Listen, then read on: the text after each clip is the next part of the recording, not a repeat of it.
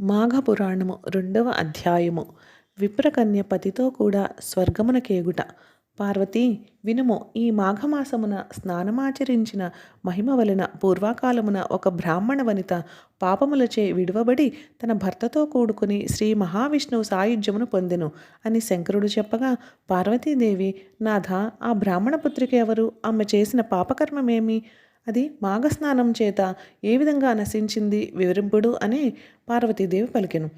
శంకరుడు ఈ విధంగా చెప్పుచున్నాడు. పూర్వకాలమున సౌరాష్ట్ర దేశమునందు బృందారక అను గ్రామమున సుదేవుడు అను ఒక విప్రుడు కలడు. అతడు సదాచారవంతుడు, సజ్జనుడు మరియు వేదములను వేదాంత పంచకమును బాగుగా చదివియుండెను. ఆ బ్రాహ్మణునకు వేదాంగములు తెలిసిన శిష్యగణము చాలామంది కలరు. వారు అందరూ సుదేవుడును నిత్యము సేవించుచుండిరి. ఆ బ్రాహ్మణునకు ఎంతో చక్కని అందమైన సౌందర్యవతి, రూపవతి, లావణ్యవతి అయిన ఒక కుమార్తె కలదు. ఆమెను చూచి సుదేవుడు ఈమెను ఎవరికిచ్చి వివాహం చేయమని ఆలోచించుచుండగా, శిష్యుడైన సుమిత్రుడు అతడికి వచ్చి తన గురువు కోసమని సమిత్కుశ ఫలపుష్పాదులను తెచ్చుటకై అరణ్యముకు పోవచుండగా సుదేవుని కుమార్తె బంతి ఆడుకొనుచుంటూ సుమిత్రుని వెంటపడి అడవికి పోయెను. అచట ఒక అందమైన తటాకములో అనేక రకములైన వృక్షములు, ఎర్రటి పద్మములు, వాటిపై తుమ్మెదలను, ఈ ఆహ్లాదకరమైన వాతావరణాన్ని చూచి గురుపుత్రిక సుమిత్రుడిపై మనసు పారవేసుకునెను. ఓ శుభాకార, ఈ దివ్యమైన జనశూన్యమైన ప్రకృతి విరాజమానమైన ఈ వనమునందు నీతో కలిసి ఏకాంతంగా గడపవలనని నా మనసు వాంఛించుచున్నది కనుక నీవు తక్షణమే నా కోరికను కాదనకు అని తెలుపగా, సుమిత్రుడు చూచి, ఓ బాలిక, ఇట్టి అపవిత్రమైన వాక్కులు నీవు పలుకరాదు. నీవు నాకు గురువు గారి కుమార్తెవు కావున నాకు సోదరితో సమానురాలివి అని పరివరి విధాలా తెలుపగా, ఆమె నీవు నన్ను కాదు అని అనినచో నేను ఇక్కడనే ఆత్మహత్యకు పాల్పడుదును అని హెచ్చరించెను. నీవు ఒంటరిగా పోయినేడల నా తండ్రి నిన్ను శపించును కనుక నా మాటను కాదనకుము అని తెలుపగా, పార్వతి ఈ రీతిగా వారిద్దరూ ఒక సుందరమైన ప్రదేశమునందు కూడి పరస్పర మనోల్లాసమును పొంది సమిత్కుశ ఫలపుష్పాదులను గ్రహించి వనమును విడిచి గ్రామమునికి ఎగిరి సుమిత్రుడు తోడుకొని వచ్చిన ఫలపుష్పాదులను తన గురువుకు సమర్పించి సుమిత్రుడు తన గ్రామమునికి ఎగిను. కొంతకాలమునకు ఆ కన్యను కాశ్మీరు దేశస్థుడకు ఒక బ్రాహ్మణుడు పెండ్లి ఆడెను. పిమ్మట కాలకర్మవశమున ఆ బ్రాహ్మణుడు చనిపోయెను. అప్పుడు ఆమె తన భర్త శవమును చూచి ఏడ్చుచుండెను. ఇది చూచి ఆమె తల్లిదండ్రులు ఆమె అవస్థకు కన్నీరు మున్నీరగుచుండిరి. దీనికి గల కారణమేమి, ఈమె పూర్వజన్మ వృత్తాంతమేమి అను తెలుసుకోదలిచి సుదేవుడు అటుప్రక్కగా వెడుతున్న భిక్షార్థి అయి వచ్చిన మునీశ్వరునికి దీనికి గల కారణమేమి అని అడుగగోరెను. అంత మునీశ్వరుడు ఈ విధముగా పలికెను. ఓ పాపరహితుడైన విప్రుడా, వినుము. నీ కుమార్తె పూర్వకాలమునందు క్షత్రియ కన్యక, మిగుల సుందరవతి, రూపవతి, జరాశక్తిచే జారుల మాటలను లెక్కకొనుచు భర్తను చంపి తాను అదే కత్తితో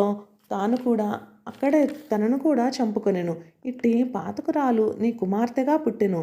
ఈ దోషము వలనే నీ అల్లుడు మృతి చెందెను.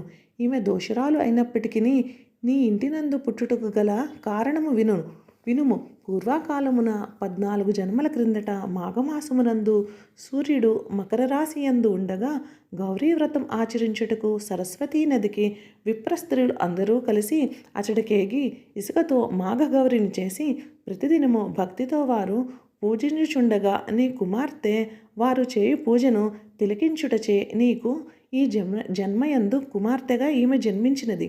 ఆ విధముగానే ఈ జన్మయందును వనమునకు పోయి నీ శిష్యుడగు సుమిత్రుడితో కలిసి సంభోగించినందువలన ఈ జన్మనందే నీ కుమార్తె ఫలితమును పొందుచున్నది. కాబట్టి పూర్వ పాపము ఈ జన్మలో చేసిన పాపముల చేత నీ కుమార్తె ఈ విధంగా బాధపడుచున్నది. హరిహరి, ఎంతటి పాపపు మాటలు వినవలసి వచ్చినో కదా అని సుదేవుడు విచారగ్రస్తుడైను. ఎంతటి వారు అయినను వారు చేసిన కర్మను అనుభవించక తప్పదు కదా. ఆర్య, నా కుమార్తె చేసిన పాపములు ఏ విధముగా నశించును? నా అల్లుడు ఎట్లు జీవించగలడు అని మునీశ్వరుణ్ణి సుదేవుడు అడుగగా, మునివర్యుడు ఈ విధముగా పలికెను. మాఘమాసమునందు సూర్యోదయ కాలమున నదియందు గాని చెరువునందు గాని నీ కుమార్తె చేత మాఘస్నానము చేయించి ఆ తీరమునందే ఇసుకతో గౌరీ ప్రతిమను చేసి సువాసనలతో కూడిన ధూపదీప నైవేద్యముల చేత గౌరీదేవిని పూజింపవలేను. ఇట్లు మాఘమాసం నెల రోజులు నీ కుమార్తె చేత ఈ వ్రతమును చేయించితివేని నీ కుమార్తె యొక్క సంచిత పాపములన్నీ నశించి ఆమె భర్త పునర్జీవుడగును.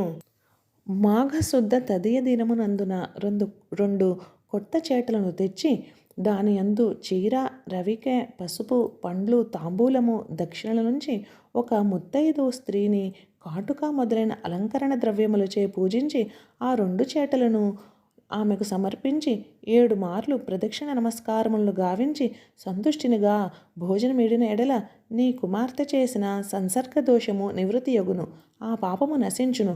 కాబట్టి మాఘస్నానం వలన స్త్రీకి గాని పురుషునకు గాని స్వకృత పాప సంచయ అంతయు పటాపంచలగును.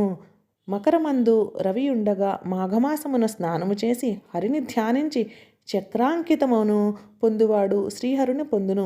విధవ గాని ముత్తైదువ గాని మాఘస్నానం ఆచరించిన శ్రీహరిని చేరును. సువాసిని సర్వదా సౌభాగ్యమును పొందగలదు. ఆడువారు మాఘస్నానం ముఖ్యముగా విప్రులకు విశేషమైన ఫలితమునిచ్చును. సమస్త శుభములనిచ్చును. సర్వ దుఃఖములను రూపుమాపును. పిచ్చివాడైనను అమాయకుడైనను స్త్రీ కానీ పురుషుడు కానీ సహవాసము చేత గాని సహజముగా గాని డాంబికమునకు గాని మాఘమాసమునందు సూర్యుడు ఉదయించు వేళ స్నానమాచరించునచో వాడు సమస్త పాపములు చేత విడువబడి శ్రీహరిని పొందగలడు. ఈ రీతిగా పలికిన యతీశ్వరుని మాటలు విని సుదేవుడు వెడలిపోయెను. దృఢపుత్రికయును తన దారిని స్వేచ్ఛగా జనను. పిమ్మట సుదేవుడు తన కుమార్తెను మాఘమాసమున స్నానము చేయించి మాఘగౌరీ వ్రతం ఆచరింపచేసెను. కాబట్టి ఓ హైమవతి, ఆ పుణ్యము చేత ఆమె పాపములన్నీ నశించెను, భర్త జీవించెను. పిమ్మట స్నేహితులతోడను తండ్రితోడను అనేక సుఖములను అనుభవించి అంత్యమున భర్తతో కైవల్యమునకేగెను. సుదేవుడను మాఘస్నానం ఆచరించి ముక్తిని పొందెను. ఇది స్కాంద పురాణ అంతర్గతమగు మాఘ పురాణము 2వ అధ్యాయము సమాప్తము.